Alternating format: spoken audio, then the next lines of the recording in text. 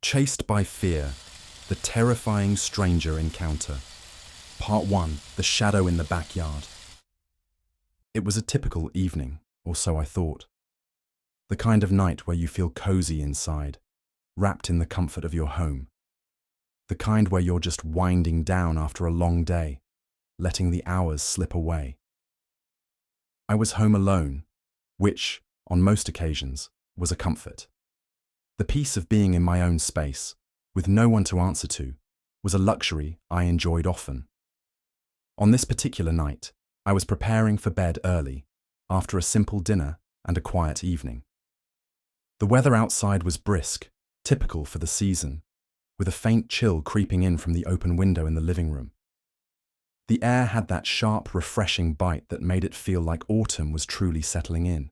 My dog, a small, energetic terrier, was lounging nearby, occasionally barking at the rustling outside. He had that protective, territorial instinct that made him react to the slightest noise, but I had grown used to it. Nothing unusual, just another night in an ordinary neighborhood, or so I thought. I remember I'd just switched on the television to catch up on a show I'd been watching, a random crime drama that helped me unwind. The mundane nature of the evening put me in a relaxed state. The hum of the TV was the only noise in the room, and the occasional rustling from my dog kept me company. But then, a sudden, sharp bark broke through the calm. It wasn't the usual playful bark. This one was low, guttural, urgent, almost growling. I turned to look at him. His tail was straight, ears perked up, his eyes locked on the back door. I shook my head, laughing softly, thinking to myself that he was probably reacting to a stray cat or some other harmless thing outside. But the tension in his posture suggested otherwise. There was something off in the air, something that didn't sit well. I got up from the couch and walked to the back door. The backyard was dark. Only the faint glow from the streetlight down the block illuminated the perimeter. It wasn't much, but it was enough to make me pause. I peered through the screen door, my breath fogging up the glass in front of me. I had the nagging feeling that something was wrong, something that my dog was picking up on. Something my human senses hadn't fully caught yet. The backyard looked empty, as it should. There were no figures walking, no movement anywhere.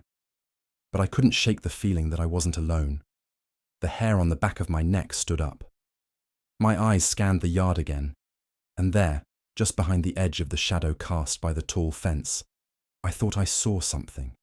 A shape. It was brief, just a flicker in the darkness. It could have been nothing. Maybe a trick of the light, or my mind playing games. But then, my dog barked again, louder this time, more frantic, more insistent. I opened the door slightly, the cool night air hitting my face. My dog darted out, tail wagging but still barking, as if he was trying to alert me to something I wasn't quite seeing. I hesitated. The shadow I had seen, it was still there. The hairs on the back of my neck prickled again, more sharply this time. I scanned the yard again, more carefully, trying to convince myself that my mind was just overactive. But no, something was moving. In the corner of the yard, barely visible, something, or someone, was standing still, hidden by the trees, but clearly watching. I froze, my heart pounding in my chest. I couldn't see much, but I knew I wasn't imagining it. There was someone out there. Someone who was waiting. I didn't know what for, but I could feel it deep down. The unsettling silence of the moment almost made it worse. The stillness was suffocating. I rushed back inside, locking the door behind me, my breath coming in shallow gasps. My dog was pacing back and forth in front of me, still barking, but now his stance was different. He was on edge, ears flattened, teeth showing, almost like he could sense the same thing I felt. That sense of danger lurking in the shadows. I stood by the window for a while, staring out into the darkness, willing myself to find any logical explanation for what I had seen. My thoughts were racing. Was it a neighbor? Just someone passing by? A stranger wandering the streets? But no, this wasn't normal. No one in the neighborhood stood around like that at night. And that shadow, the way it moved when I wasn't looking, the way it seemed to be watching me. It wasn't right. I tried calling the non-emergency police line, but the words didn't come. What could I possibly say? Someone standing in my backyard? That sounded ridiculous, even to me. Minutes passed. Or was it hours? Time blurred as I stood there, peering through the blinds, watching for any sign of movement, my mind struggling to process what was happening. The quiet was maddening. My dog had stopped barking, and the only sound now was the occasional rustle of leaves in the wind. Just when I thought I might be overthinking it, that maybe I was just being paranoid, I saw it. A figure, a shadow, creeping toward the back door again. This time, it was closer. My heart skipped a beat, my stomach lurching in horror. I couldn't move. I couldn't think. I was frozen in place, staring as the figure grew larger, stepping from the shadows, approaching the door. My mind screamed at me to call the police, but I couldn't get my phone. I couldn't move. I couldn't think. Was this really happening? Was someone about to break in? Or worse, was this someone stalking me? Then, as if hearing my thoughts, the figure stopped. The air seemed to hold its breath. The shadow just stood there, unmoving. I waited, prayed, hoping it would leave, praying I wasn't about to face something terrible. But instead of stepping forward, the shadow retreated. Slowly, quietly, until it faded into the darkness. The moments stretched, feeling like hours, but when I looked again, it was gone. I stood there for what felt like an eternity, my eyes searching the yard, but nothing was there. No movement, no shadows, only silence. I didn't know if the person was still out there, hiding in the dark, or if I had just barely avoided a confrontation. Either way, I couldn't shake the feeling of being watched. It lingered long after the figure disappeared. Even after I locked all the doors and checked every window, I still felt their presence, like they were still out there, waiting, watching, biding their time. I never did find out who was in my backyard that night. The police found no trace of anyone, no footprints, no signs of intrusion. But that feeling never left. I couldn't shake the sense that someone had been just feet away from me, lurking in the shadows, waiting for the right moment. I thought about that moment for weeks, and to this day, I still sometimes feel the chills of that night. A reminder that sometimes the most terrifying thing isn't the noise in the dark, but the feeling that you're not alone. Part 2, The Uninvited Guest. It was a late evening, the kind of quiet night where the world seems to have slipped into a peaceful slumber, and all that's left is the soft rustling of leaves outside and the distant hum of a neighbour's streetlight flickering. I was home alone, which wasn't a rarity for me. In fact, I had grown used to the solitude over the years. I wasn't one for a noisy crowd or endless socializing. There was comfort in the silence that my house offered, a kind of stillness that allowed me to just breathe and unwind. It was around 10 p.m., the time when the air starts to get a little colder and the sounds outside become more pronounced. I was lying on the couch, scrolling through my phone, aimlessly flipping through the mundane world of social media, letting the hours pass without much thought. But then, the peace was broken. It wasn't anything too alarming at first, just a knock. A soft knock, almost polite, almost hesitant. It came from the front door. I wasn't expecting anyone, nor had I invited anyone over. But I found myself sitting up, my eyes instinctively flicking to the door, my heart rate quickening just a little. I wondered who it could be. I hadn't heard a car pull up, no one had called, and yet there was someone standing on the other side of that door, knocking, waiting. I stood up slowly, my legs stiff from being sprawled on the couch for so long, and walked to the door. I paused before reaching the handle, my mind racing. Who was it? Why weren't they just calling me? My thoughts were interrupted by another round of knocking, this time a little louder, more insistent. The sound echoed down the quiet hallway, and I couldn't help but feel a chill crawl up my spine. I wasn't in the habit of letting strangers into my home, especially at night, but I had lived here for a few years, and this small, quiet neighborhood didn't really attract a lot of trouble. Still, the knot in my stomach tightened. I approached the door, cautiously looking through the peephole. At first, I couldn't make out much. The porch light above the door was dim, and the darkness of the night seemed to blur the figure standing on the other side. But then, just as I thought I saw a silhouette, the figure shifted slightly. It was a woman, standing in front of my door with a blank expression on her face. She was wearing an oversized coat, her hands tucked into the sleeves, and her posture was rigid, almost unnatural. Her hair was disheveled, and she appeared to be looking directly at the door, though I couldn't tell if she could see me looking back. I took a breath, trying to calm myself. I didn't recognize her. She wasn't anyone I knew, but something about the way she stood there, not moving, not saying anything, felt off. The silence between us seemed to stretch, and that's when the unease settled in my gut. I asked, "Can I help you?" My voice was shaky, but I didn't want to show fear. She didn't respond immediately. For a moment, she just stood there, the space between us growing heavier, thicker with every passing second. The longer she stayed silent, the more my mind raced, wondering who she was and what she wanted. Was she lost? Was she looking for someone? And then, her voice came. Soft, almost apologetic, but with a tone that made me shiver. "I need to use your phone," she said, her eyes never leaving the door. The request was simple enough, but there was something about it that didn't sit right with me. Why wasn't she asking for help from someone else, from a neighbor? Why didn't she just call herself? The oddity of the situation hit me then. This wasn't a normal request. She wasn't just asking for directions or a cup of sugar. There was something else in her voice, something that didn't quite add up. "I'm sorry," I said, my voice more firm now, "but I can't let you in." I thought of the many lessons I'd learned growing up. Always be cautious. Never open the door to a stranger, especially at night. I had learned them well, but there was something in her eyes that made me second-guess myself. She didn't seem dangerous, not in the typical sense.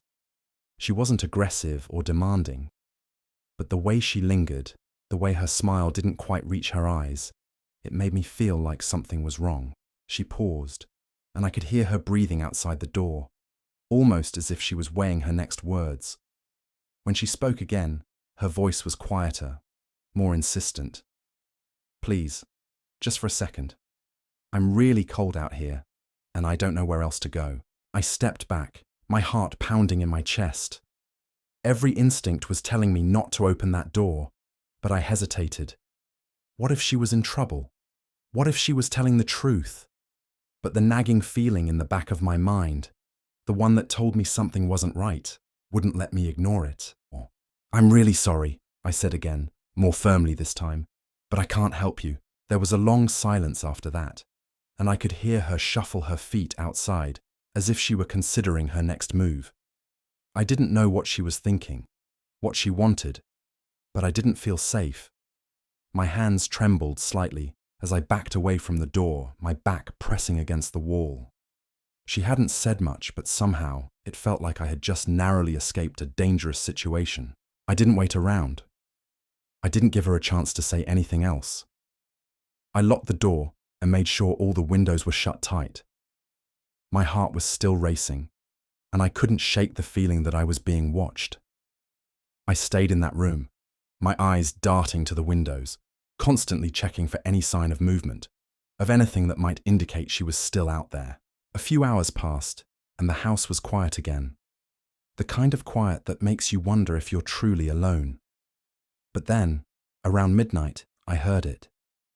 A knock at the door. Soft at first, then louder, more persistent. I froze. It was her again. I couldn't believe it. How had she known where I lived? How had she found me? The questions piled up in my mind, and every one of them made my stomach churn with unease. I didn't open the door. I didn't make a sound. I just stayed there, waiting for her to leave, praying that I hadn't made a mistake by not calling the police earlier. But the knocking didn't stop.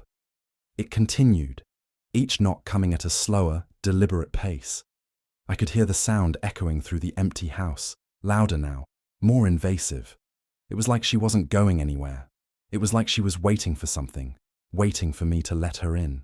Eventually, the knocking stopped, but the silence that followed was worse. I sat in the dark, listening, waiting for any sign that she had left, that I was safe again. But the fear lingered. I couldn't shake it. I couldn't shake the feeling that something was wrong, that something terrible had almost happened. The next morning, I went outside to check, to see if she was still there. But the porch was empty. There were no signs of anyone having been there. No footprints, no traces of her. But the fear remained, lodged deep inside me, a constant reminder of that night. In the days that followed, I tried to shake off the feeling of unease, but it stayed with me. I couldn't forget the strange woman at my door, her quiet persistence, the way she wouldn't leave, no matter how many times I told her to go away. I don't know who she was or what she wanted, but I knew one thing for certain. I would never again take for granted the safety of my home. And I would always trust that gut feeling, the one that told me to be cautious. Part 3: The Man in the Parking Lot. It was a typical Tuesday night, and as usual, I was finishing up my shift at the small grocery store where I worked. It was the kind of job you took just to get by, not for the thrill or the excitement, but for the routine. The shifts were uneventful, long hours spent scanning groceries, stocking shelves, and dealing with a small stream of customers. We weren't a big, bustling store like some of the others, but we had our regulars who came in every night to pick up their necessities. I'd already closed the registers, done the sweeping, and was wrapping up my shift when the clock struck 11 p.m. I had maybe 30 minutes to kill before I could lock up and head home. It was a quiet night, just like every other. The air outside was cool but not too cold, a slight breeze rustling the leaves on the trees. I had been looking forward to just getting home and relaxing. My apartment was small, but it was mine, and after a long day of work, the thought of being in my own space was enough to make the last few minutes at the store feel like an eternity. I was standing by the front counter, eyes half-lidded, bored out of my mind, when the bell above the door jingled. A man walked in, and immediately something about him felt off. It wasn't anything specific at first, just a general sense of unease. He wasn't anyone I recognized from our usual crowd of customers. He had that look to him, the kind of look that made you take a second glance, just to make sure you weren't imagining things. He was dressed casually, in a faded hoodie and jeans, but something about the way he moved, his eyes darting around the store, made him seem out of place. I greeted him, trying to sound professional, but there was a slight edge to my voice that I couldn't hide. "Hey there, how can I help you?" He didn't respond at first. Instead, he wandered up and down the aisles, scanning the shelves without really stopping to look at anything in particular. My unease grew with every passing moment. He seemed like he wasn't here for anything specific, like he was just passing through, but didn't know where he was going. I tried to brush it off, telling myself he was probably just some late-night shopper looking for snacks or something. But every time I glanced his way, I felt like he was watching me. He wasn't just looking at the shelves, he was looking at me. I tried not to make eye contact, but it was hard. The way his gaze kept lingering, like he was sizing me up, made my stomach twist. It was that uncomfortable feeling you get when you know someone's watching you, but you don't know why. I kept busy with my tasks, keeping one eye on him, waiting for him to either make a move or leave. When he finally approached the counter, he didn't say anything right away. He just stood there, almost too close, and stared at me. I could feel my skin crawling. His eyes were unsettling, cold, almost vacant. He didn't smile, didn't offer any small talk. He just stood there, silent. I could tell he wasn't in any rush. I took a deep breath and asked, "Did you find everything okay?" He nodded, but didn't speak. I rang up his items, a couple of bags of chips, a bottle of soda, and some other odds and ends. As I bagged his groceries, I couldn't shake the feeling that something was wrong, that I was missing something. I finished the transaction quickly, wanting him to leave, to break the tension that was building between us. "Have a good night," I said, trying to be polite. He didn't respond immediately. Instead, he stood there for a second too long, just staring at me. Then he smiled.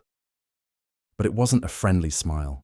It was the kind of smile that made your blood run cold.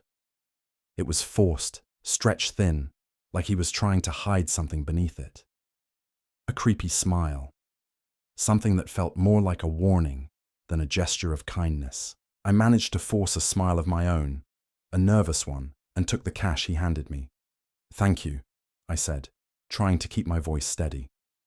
I handed him his change, and he took it without a word. He turned and walked out of the store, but I couldn't relax. I watched him through the front windows, my eyes following him as he walked across the parking lot. He was slow, deliberate in his movements. At first I thought he was just heading to his car, but then he stopped. He didn't get into his car right away. Instead, he just stood there. He was facing my direction, staring at the store. And then, he did something that made my heart race. He started to slowly pace, walking back and forth along the edge of the parking lot, like he was waiting for something. I felt a jolt of panic. Something wasn't right. I knew it in my gut. Why wasn't he leaving? Why was he pacing like that, so deliberately? I couldn't tear my eyes away from the window, from the way he moved, like he was waiting for the right moment. My mind raced, my thoughts spinning in a frenzy. Should I call the police? Should I lock the door? But the man was out there, just walking, waiting, and I wasn't sure if I was overreacting or if there was something truly dangerous happening. I glanced at the clock. It was almost midnight. The store was empty, save for me. The sound of the air conditioning was the only noise in the store, a hum in the background that seemed too loud in the silence. I tried to calm myself, thinking that maybe he was just hanging around. Maybe he had nowhere else to go. But the longer I stared at him, the more my anxiety built. He hadn't gotten into his car. He hadn't left. And I felt like I was being trapped in the moment, like I was waiting for something to happen. Finally, after what felt like an eternity, he started to approach my car, which was parked near the store's entrance. I watched him with bated breath as he got closer. It was almost as if he knew I was watching him, like he was drawing closer, just enough to make me feel trapped, just enough to keep me on edge. When he reached my car, he stopped and stood by it for a few seconds. He didn't look at me directly. Instead, he just stared at the front of the store. My mind was racing, and I could feel the sweat beginning to form on my palms. The knot in my stomach tightened. I knew I had to do something. I had to get out of there. I grabbed my phone and quickly dialed 911, my voice shaking as I explained the situation. I told them everything. How the man had been acting strange, how he wouldn't leave, how he was just standing out there in the parking lot. I told them I was alone and I didn't feel safe. It felt like hours before the police showed up. In reality, it had been only about 10 minutes, but in that time, the man had disappeared. When the officers arrived, they did a quick sweep of the area but found nothing. No sign of the man, no car. It was as if he had vanished into thin air. The police officer asked if I knew the man, if he was a regular customer, but I couldn't recognize him. I had never seen him before. I couldn't explain it. There was no reason for him to be lurking around the parking lot like that. No reason for him to just stand there and stare at the store. And the worst part was, I had no idea what he wanted, or if he was planning something more sinister. Even after the police left, I couldn't shake the feeling that something had happened, that I had narrowly avoided something dangerous. The man had been waiting for something.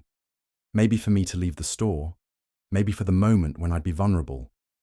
I didn't know what his intentions were, but the lingering feeling of his presence, of that eerie smile, haunted me long after he was gone. I don't know who he was, or why he came to the store that night, but I'll never forget the way he made me feel, like I was just one step away from something terrible. And to this day, whenever I'm walking to my car late at night, I glance over my shoulder just to make sure no one is lurking in the shadows, waiting for their moment to strike. Conclusion. As we reflect on the unnerving experiences shared in this story, one thing becomes undeniably clear. The world can be unpredictable, and not everyone has the best intentions. These real-life encounters serve as reminders of how fragile our sense of security can be, even in what we might consider the most ordinary or safest of places. The man in the parking lot, whose unsettling actions left an indelible mark on the narrator, serves as a stark reminder of the importance of being aware of our surroundings and trusting our instincts. In a world filled with countless unknowns, it's essential that we remain vigilant, constantly assessing the situations around us and understanding when something feels off. The key lesson here is simple yet profound. Trust your gut. When you're alone and you feel like something is wrong, it's not paranoia, it's instinct kicking in, and it deserves to be listened to. In the story, the narrator's sense of unease was palpable, and despite the overwhelming urge to brush it off as just another odd encounter, it was that initial discomfort that pushed them to take action. It is crucial to not dismiss our intuition when something feels out of place. Ignoring these feelings could lead to much more dangerous consequences than we ever realize at the moment. Another valuable lesson is the significance of being prepared. The protagonist knew when to call for help, when to lock the doors, and when to take action without hesitation. Though initially caught off guard, they didn't falter when the situation escalated. In times of uncertainty, knowing what to do in advance can make all the difference. Whether it's keeping your phone within reach, knowing emergency contacts, or just being conscious of your surroundings, preparation is key to your safety and peace of mind. In addition, we are reminded of the power of community and connection. The protagonist reached out to the police, shared their concerns with family, and stayed connected to others throughout the experience. Despite the isolation that often comes with these moments of fear, it's important to remember that we don't have to face such situations alone. Whether it's a trusted neighbor, a close friend, or a family member, don't hesitate to lean on others when you feel vulnerable.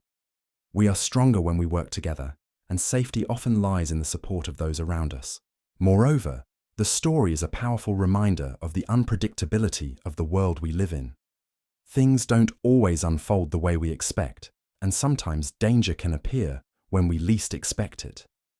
However, it's in these moments of uncertainty that we learn who we truly are. Fear often uncovers our courage, and adversity helps us realize our inner strength.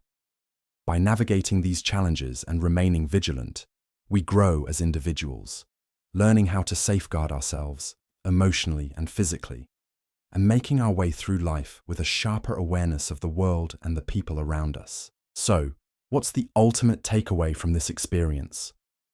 It's the recognition that our safety, peace of mind, and personal security should never be taken for granted. Trust your instincts, stay vigilant, and know that being aware and prepared can help protect you in the most unexpected situations. Life may throw us curveballs, but with the right mindset, we can learn from them and emerge stronger. Let this story be a lesson in staying aware, acting with intention, and above all, always trusting that little voice inside us that says, something isn't right.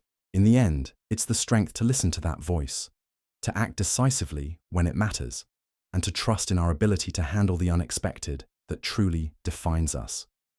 Stay safe, stay aware, and always be prepared. You never know when the next unsettling encounter might be lurking just around the corner. And in those moments, your instincts will be your greatest ally, guiding you towards safety and ensuring that you can navigate the